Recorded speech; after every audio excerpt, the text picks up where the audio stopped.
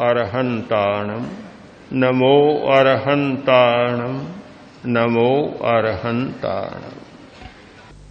हमारी मूर्छा दो दिशाओं में चलती, एक हमारी व्यवहार की दिशा है, एक हमारी वास्तविकता की दिशा है। दोनों दिशाओं में मूर्छा काम करती है। आदमी बहुत उलझन में पड़ जाता है कि क्या करूं, व्यवहार को छोड़ूं या सच्चाई को छोड़ूं। एक बहुत बड़ी उलझन होती है, समस्या है।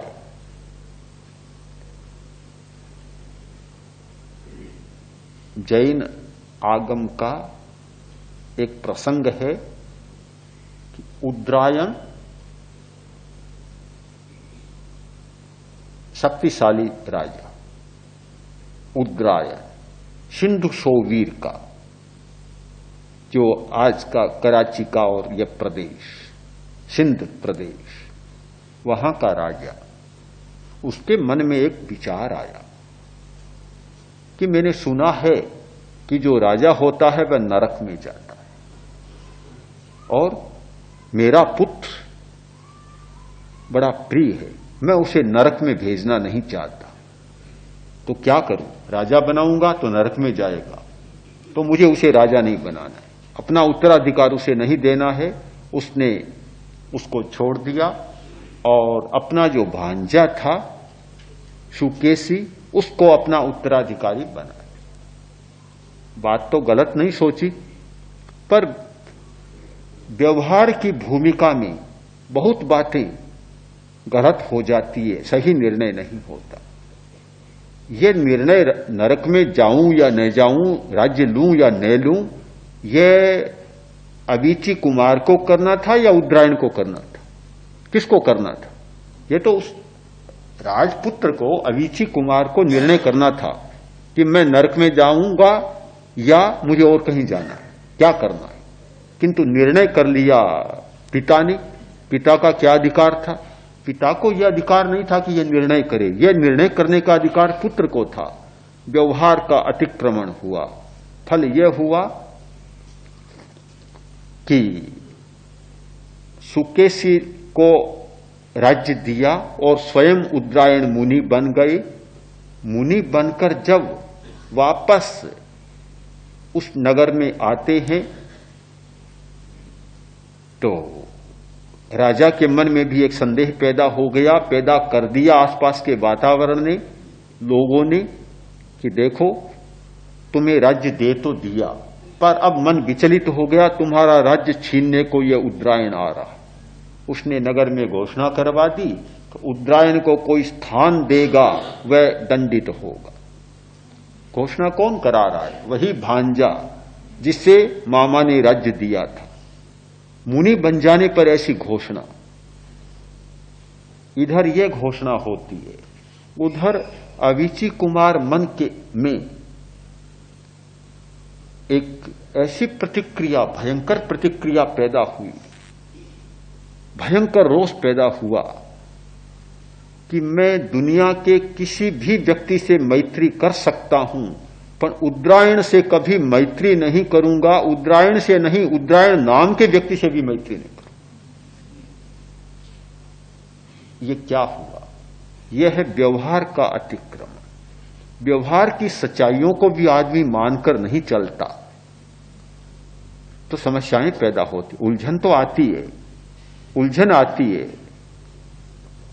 कि लड़के को तैयार किया, संपदा सौंपी और लड़का आज सारी संपदा को हड़प रहा है।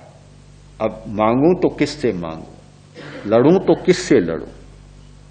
एक मन में विकल्प तो पैदा होगा, समस्या पैदा होगी, क्या करूं?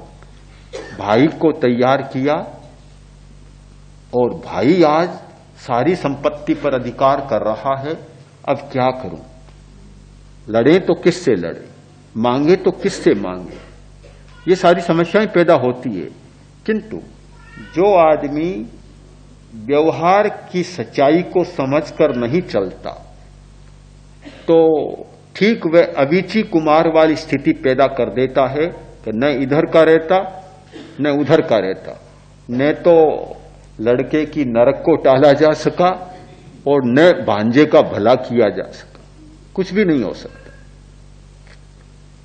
एक व्यवहार की समस्या, दूसरी है हमारी वास्तविक समस्या, निश्चय की समस्या। निश्चय की बात यह है कि मूर्छा जितनी है उतना ही दुख है, जितनी मूर्छा उतना दुख है। किंतु मूर्छा को एकदम छोड़ा नहीं जा सकता, यह भी एक समस्या है। इतना गहरा संस्कार बना हुआ है कि उसे एकदम निकाला नहीं जा सकता, उस संस्कार के चक्र को तोड़ा भी नहीं जा सकता। तो हम दोनों ओर की समस्याओं के साथ जी रहे हैं कि हमारे सामने व्यवहार में भी समस्या है और निश्चय में भी समस्या है, बाहर की भी समस्या है और भीतर की भी समस्या है। एक मार्ग है प्रेक्षा का, प्रेक्षा का मार्ग, ध्यान का मार्ग, जिससे हम सही निर्णय ले सके। धन पाना उतना कठिन नहीं जितना कठिन है सही निर्णय लेना।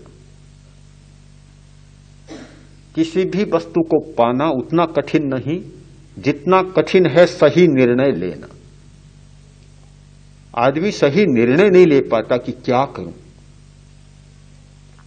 ऐसे लोगों को मैंने देखा है, जानता हूं कि भाई भाई में झगड़ा है, संपत्ति का झगड़ा है, किंतु उस झगड़े को कैसे निपटाए। 40 वर्ष हो गए अभी सही निर्णय नहीं ले पाए, पूरा जीवन खप जाता है, सही निर्णय नहीं ले पाता।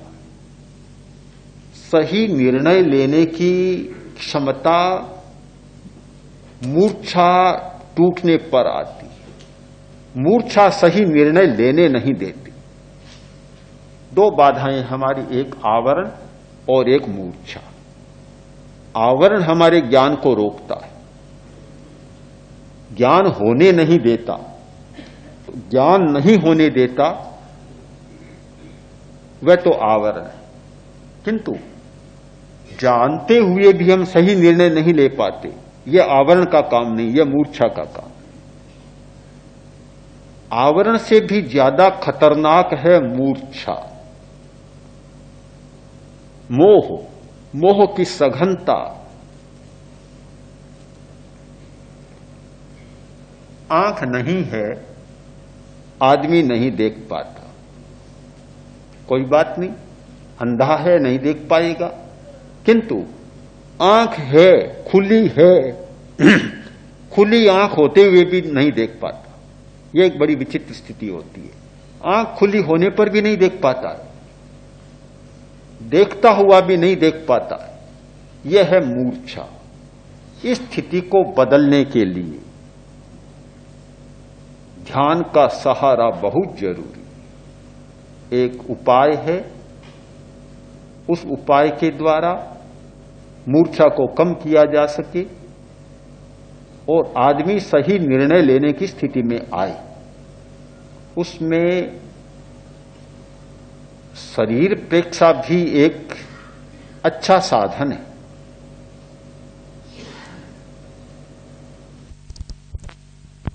नाड़ी तंत्र और उसका एक भाग मस्तिष्क, उसके मल को दूर किया जा सकता है। मल जमता रहता है, केवल शरीर पर ही मैल नहीं जमता, हमारे आंतरिक नाड़ी तंत्र पर बहुत मैल जमता रहता है।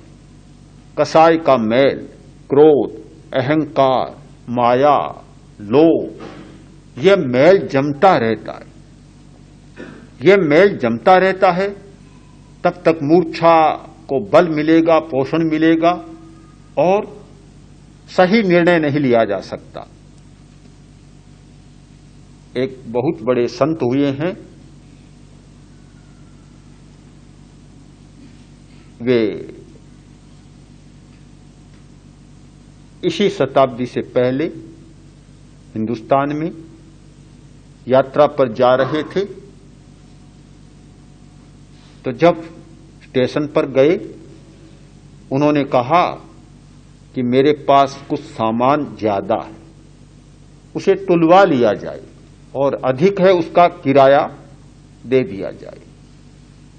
तो गार्ड पास में खड़ा था, उसने कहा आपको कोई जरूरत नहीं, वह उनका शिष्य था, भक्त था, आपको इसकी कोई जरूरत नहीं, मैं आपके साथ हूं, आपको क्या चिंता। संत ने कहा ठीक बात है, तुम कहां तक जाओगे? कि मैं सहारनपुर तक जाऊंगा। उन्होंने कहा मुझे आगे लखनऊ जाना है, लखनऊ जाना है।